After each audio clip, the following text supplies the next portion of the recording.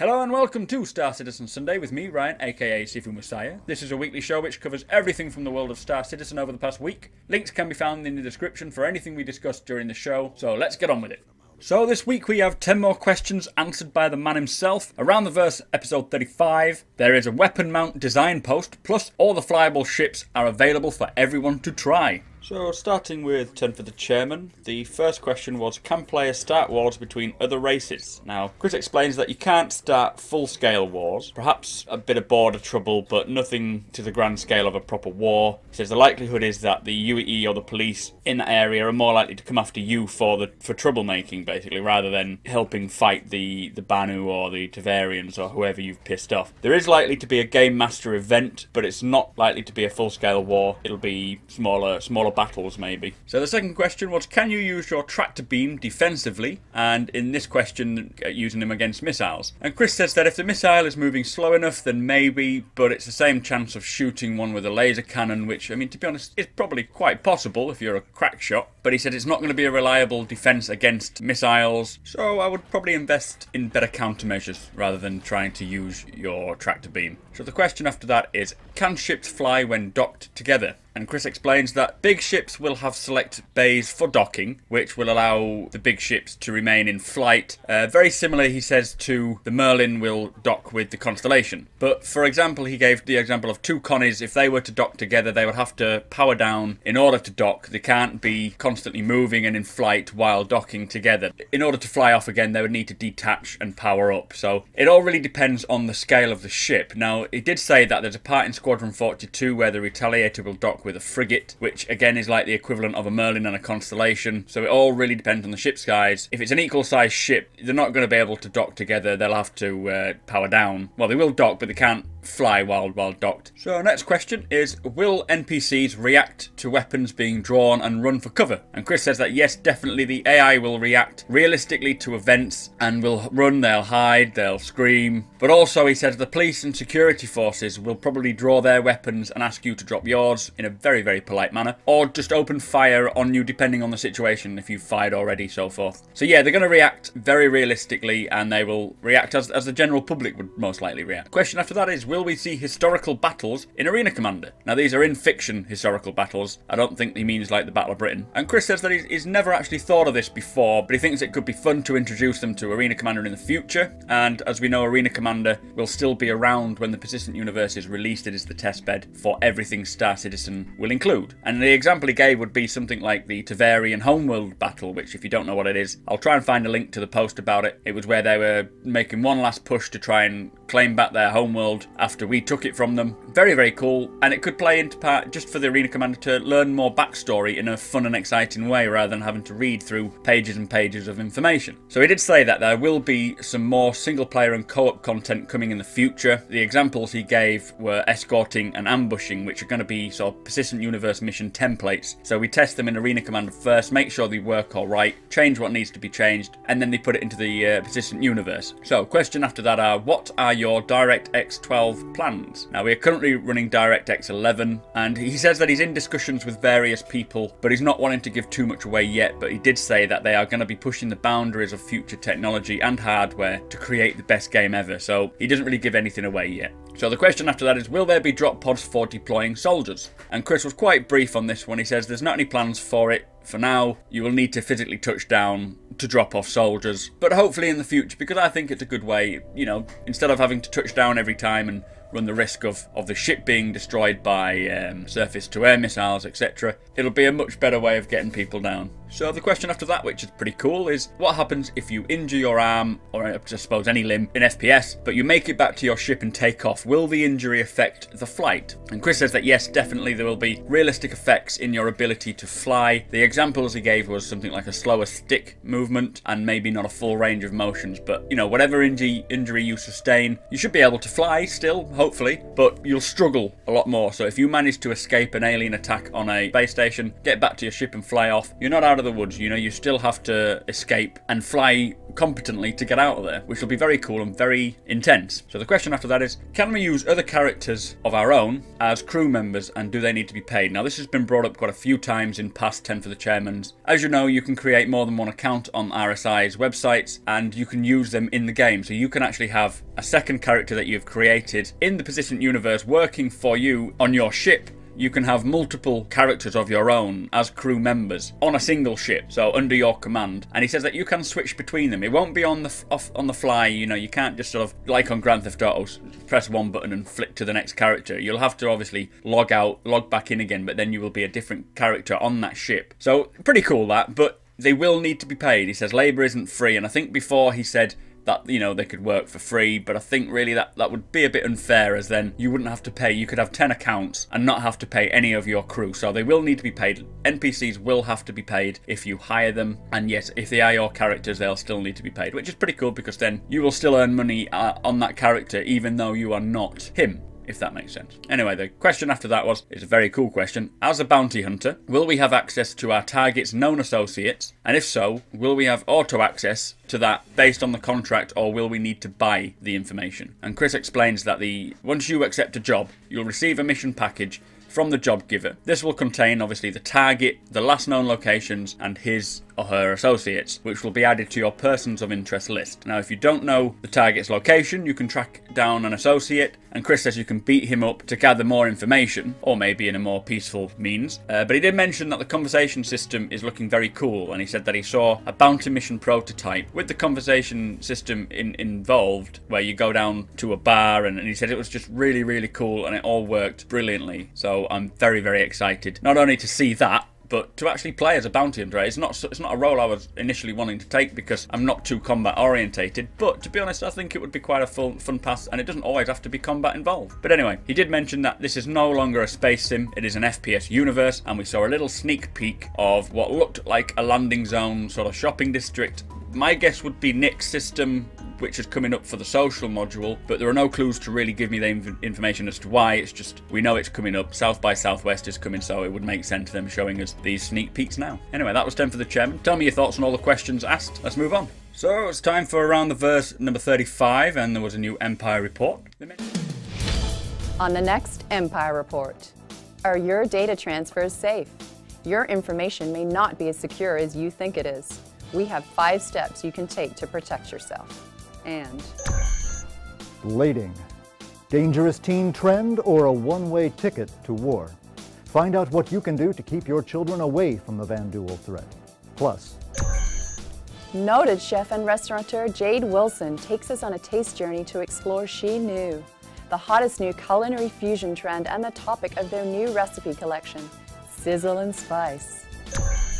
all that and more on the latest Empire report at 2200 SET. Mentioned in this report about this Vandal game, where we heard about it quite a while ago, where adolescents would fly into Vandal territory and attract the attention of the Vandal and then try to escape. Like, I suppose, who can stay in the territory the longest, which it's like an in-fiction game that kids are doing these days, or those days.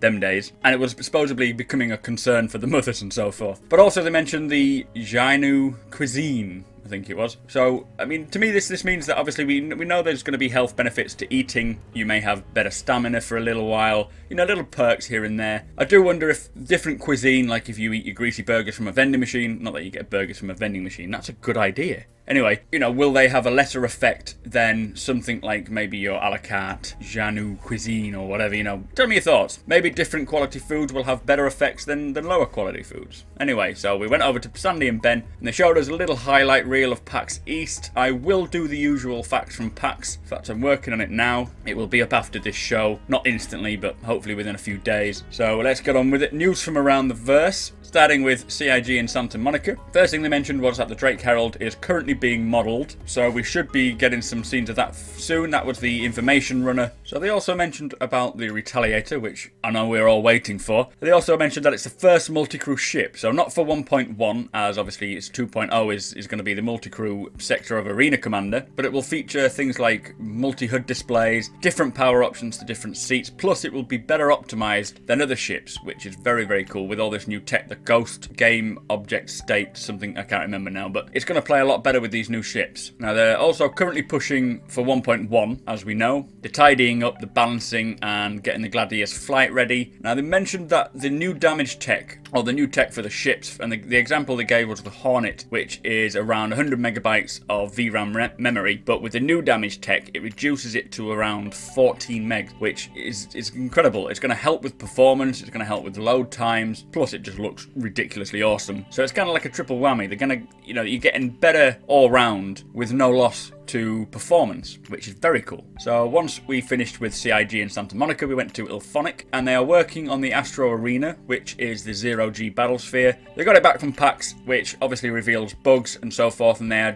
and I think Chris has asked them to really focus and clean up, plus implement the new animations from the recent mocap shoot as well. So they're really focusing, getting that ready for the release. Next week, they did say that they will show us what they've been doing, which is very, very cool. So once we finished there, we went to CIG in Austin, and they are working on the South by Southwest demo. They also said, look out for the TV screens in the bar. So, I mean, could this be the social module that we see at South by Southwest? There are other clues pointing to it, but nothing in concrete yet. Now, they're also doing research and development on mining, and they're getting it implemented. And they did say that soon we'll be able to mine. So I actually wrote a little smiley face there to remind me to express my enthusiasm. So there you go, consider it expressed. Also working on the Mobi-Glass, and they're doing the final aesthetic details like materials, etc. So it sounds like that is becoming very close to the final stages before we get to see it again. South by Southwest social module, another clue. Is it going to be ready for that? Because I think the social module is where we'll see the Mobi-Glass for the first time. Once we finished there, we went to the UK to Foundry 42, and they are working on the new features for 1.1. We obviously know the multiplayer free flight, the landing mechanic, and they did say that you can sit in other people's ships. So if you both land on one of the landing pads, hopefully they'll have bigger landing pads. I don't know, I mean, I know the ships aren't that big, but it's difficult to land one on that landing pad. So hopefully we'll be able to, jump out, swap seats, and take off different ships, or friend ships. They also said that the REC is coming soon, the rental equipment credits, and as said before, they're getting the Gladius flight ready. So once we finished with the news from around the verse, we went to Mark Bent, who is our bug smasher, and on this one he said it's particularly on the Dying Star map, the Vandal do not show up to fight. So this is in 1.1, so he shows you how he sorts them out and gets them to show up for the battle. So the most valuable post this week is a video showing someone who had hijacked the Vandal glaive. Now this is really cool.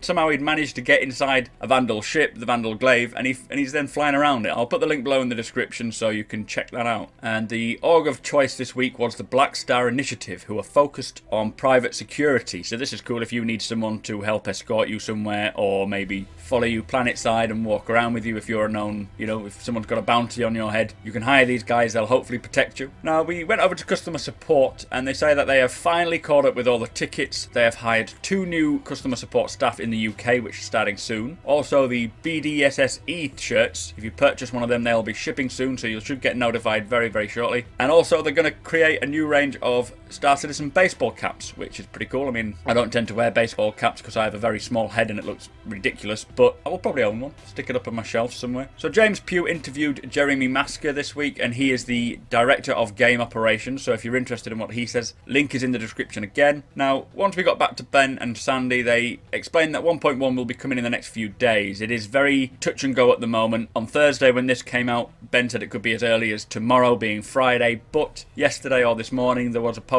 letter from the chairman saying that it was decided it was a no-go today. So hopefully either Sunday, tomorrow, or today if you're listening to this, or next week. I intend to do a live stream, so be sure to follow me on Twitch at SuperMacBrothersRyan, or on Twitter, as I have just realised that it tweets out every time Twitch goes live, and I apologise if you were constantly getting lots and lots of notifications via Twitch that I was going live, because I was actually testing it and I had no idea it was posting those. But anyway, follow us on Twitch, on Twitter, which is at SuperMacBrother. No S. You'll see me. What I'll do is I'll probably wander around the Retaliator first off, show everyone the Retaliator, and then check out maybe the damage states on the Gladius, because I really want to see that firsthand. Shoot it with the pistol, shoot it with another ship. It's completely possible now. So And also we'll check out everything else. So yeah, don't forget to follow us there. So for a week starting last Thursday, every ship that is now flight ready is available for backers to test. So if there's a ship you're thinking of getting, get in there, test it out, see how it feels, or if you just want to try them out, give them a go. This really helps QA because it shows, you know, all the problems that can go wrong. Report the bugs if you can, if you want to, because it'll just tell them everything that's going on. It'll get the game sorted quicker. So the sneak peek this week is a new weapon, and it's called the Apocalypse Arms. Now I don't know if this could be a new manufacturer bringing out a brand new weapon. It looks like a beast of a ballistic weapon. Tell me your thoughts on it, what do you think? So that's your lot for Around the Verse. Tell me your thoughts on everything mentioned, and let's move on. We were given a design post this week, and it focused on the weapon mounts, and a little statement that Star Citizen sort of follow, like a mission statement or a philosophy, is simple to play, difficult to master. It is simple for a player to pick up a ship, it says, launch off into space and enjoy the experience. At the same time, they have a customization system that allows for near infinite complexity and constant sense of progression. You don't have to drill down the specifics like weapons mounts or technology overclocking, but you can, and the game will reward you for it. So with that said, this is a design post in depth about weapon mounts. Now if you've ever tried to fit a specific weapon to your ship, you will know that you need a specific mount for that weapon. And so this goes into great depth as to how it's going to be different from what we know now, because what we currently experience in Arena Commander is not what it's going to be in the future. So this is all with 1.1. So it starts by explaining that balance is massively important in a skill-based combat scenario like Arena Commander. You need an experience with progression players striving to earn a better ship, better guns or rewards, alongside the desire never to have a single best endgame. So everyone should want to continue developing their ships, but no one should ever have the universal advantage for doing so. So they've been studying the results of early iterations of Arena Commander, observing matches, reading backer comments, following the endless input type battles and more. And this is what has led them to create what they are creating with weapon mounts. So in Star Citizen 1.1 you can expect to see changes on how weapons and hardpoints will function. The idea of balancing gimbaled hardpoints has been in the plans since the beginning, and with 1.1 they're introducing it into the wild, they say. So the end result is that the player will have more choice over what weapons they can attach, but with more of an impact on gameplay resulting from those choices. And they're doing this because it makes for the best possible experience and a system that rewards skilled pilots for not always choosing the most powerful. They want to see players make meaningful decisions about their loadouts in relation to their personal playstyles. So expect to see changes to this balance as other aspects of Arena Commander come online. So for example, gun functionality will be defined not only by size but by power requirements, electromagnetic signature and more. So the first and most simplest change relates to weapon size. Before it was defined by a type, say class 1, class 2, etc, and a size, obviously 1, 2 or 3 and so on. So they've had a few issues, one being it was confusing for new pilots, and another is that it didn't make natural sense. So the example they gave is, why is a missile rack class 3 or a turret class 4? Also some hardpoint classes were really for different sizes of the same type of weapon. Class 5, 6 and 7 were all different sized manned turrets, from Constellations to Bengals. The new system will be size 1 gun, or a size 3 unmanned turret, or a size 2 missile pylon, or a size 4 manned turret, etc, etc. To clarify, all items and item ports, so think of like a socket that you plug items into, are defined by 3 pieces of information. Number 1 being type, number 2 being size, and number 3 being pipes. And so pipes are the connections between items and the ship that carries things like heat, data, power, fuel, etc. So not only do they have to be the right size, they need to match the correct pipe type. So for example, a turret has an input of power and data, say for auto-targeting, and an output of heat. The item port will also need to have hookups for these 3 pipes. So the size value will be uniform for all weapons and scale to every ship in the galaxy. Smallest possible weapon being size 1, so about 1 meter, to the largest being a size 10, around 40 meters. And it'll give them much more room to scale between, say, the Merlin and the Bengal, and they can literally produce anything. They will be changing most size 2 and up weapon item ports to be able to accept either a gun or an unmanned turret. Not all size 2 and above weapon item ports will be this way due to their pipe requirements or logical reasons, such as fixed size 3 weapons built into a ship's nose would not be suitable on a turret, but most will. And so in regards to, say, joystick users or mouse users, if you were to mount a size 2 gimbal to a size 2 weapon item port, the weapon item port on the gimbal can only be a size 1, so it has to drop one size. The rule on sizes for secondary item ports, so for instance, item ports on an item plugged into another item port, I hope you're still following me here, is that they have to drop at least one size, so you can only plug in a size 1 item into a size 2 item, and so on. In the case of turrets, it's additive, so if you have a size 3 turret, it can only mount 2 size 1 guns or 1 size 2. This doesn't mean that you'll have the choice on each turret, it's just more that you'll have an option of buying a size 3 turret with 2 size 1s or 1 size 2. On man turret, it drops one more size, so on the Retaliator the man turret is a size 4, for example, allowing 2 size 1 guns on each. So the choice being mount either a bigger, more powerful gun or a smaller gun with greater accuracy or gunner control. Joystick players will probably stick with the more fixed weapons as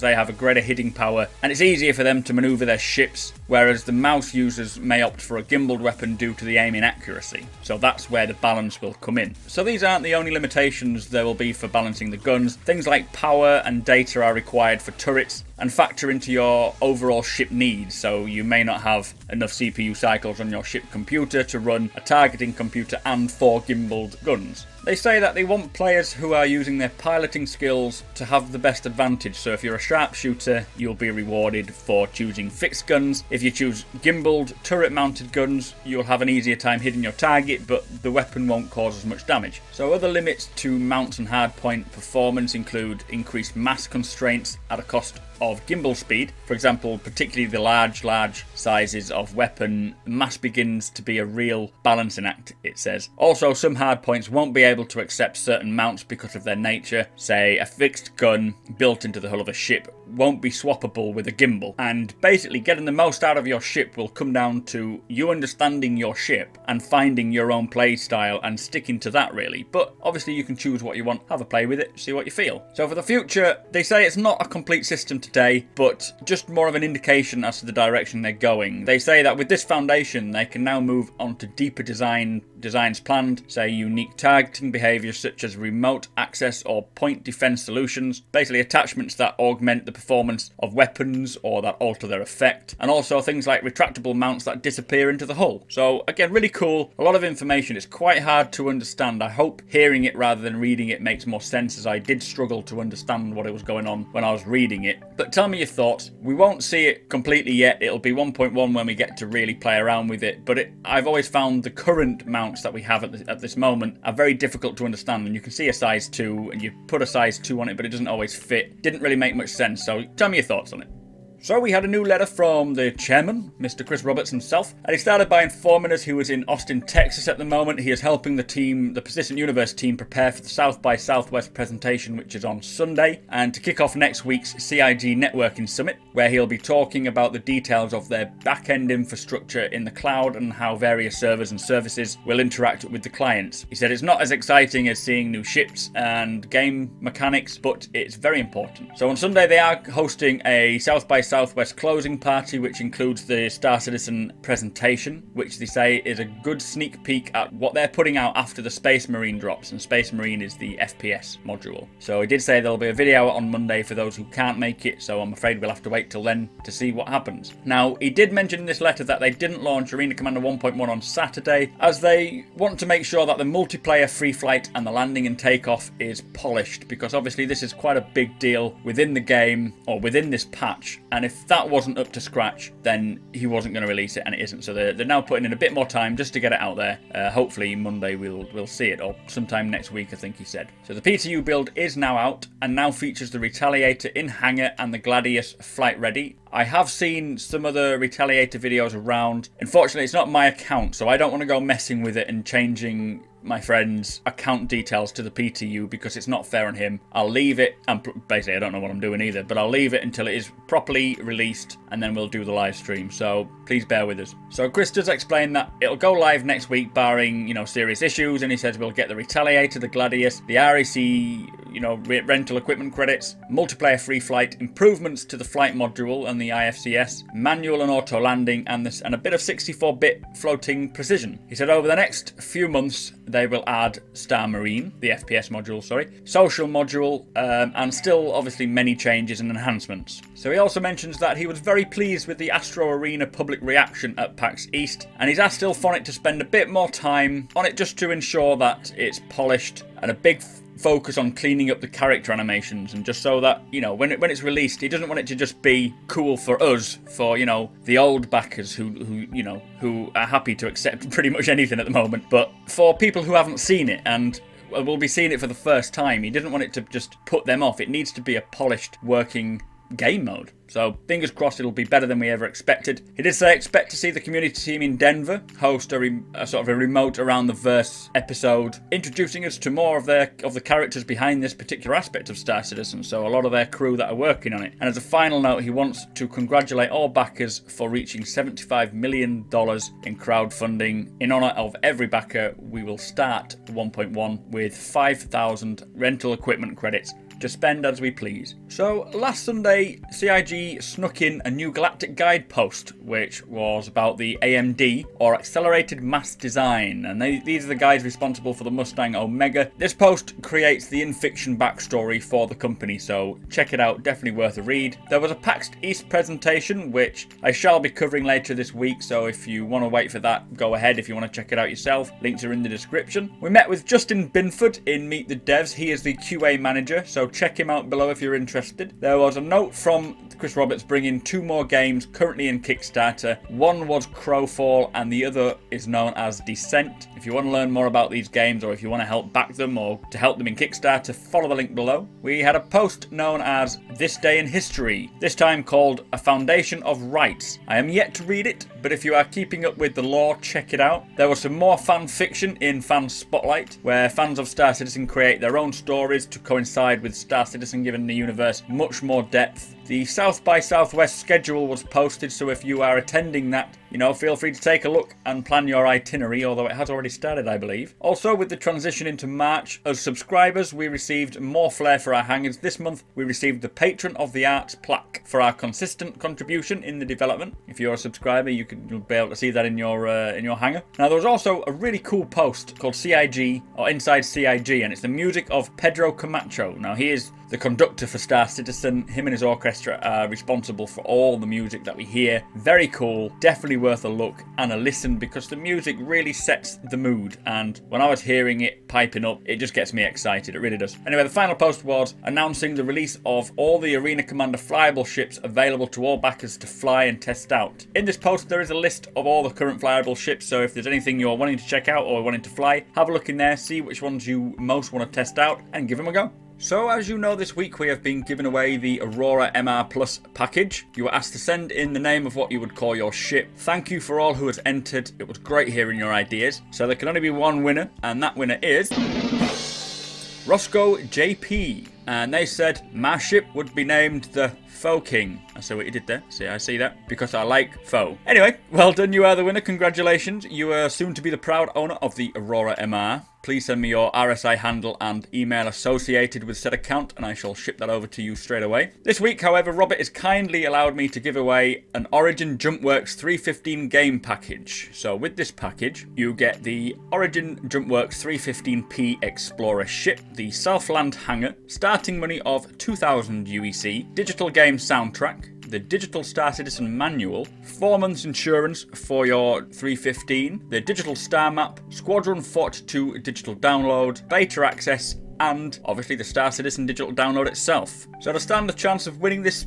package, I have run out of ideas for interesting questions to be asked, so I just want you to comment below with a joke. Any joke, it can be rude, it can be silly, whatever it is, just put it down there. As soon as I see the joke, you are entered. The winner will be announced on next week's show, so good luck. On a second note, don't forget to follow me on Twitter, as we will be giving away Hangar Flare to our Twitter followers as a thank you for them for following us on Twitter. That's at SuperMacBrother. So before we finish, we just want to give a massive thank you to everyone who has subscribed to us. We've reached 3,000 subscribers and we never thought it would happen so fast. It is an amazing achievement, we feel, and it's because of you lot. So thank you very, very much. We love you all. Okay, that's it for this week's Star Citizen Sunday. Don't forget to follow me on Twitch at SuperMacBrothersRyan. I shall be showcasing Retaliator, the Gladius, and pretty much all things 1.1. A big thank you to our patrons, as your support really helps us to get these videos out to you. A big thank you to Robert for providing these ships for our giveaways. Subscribe so you don't miss a thing. Like the video if you think we're doing a good job. Share it if you can be bothered, and I shall see you in the verse. Well, Arena Commander 1.1 anyway.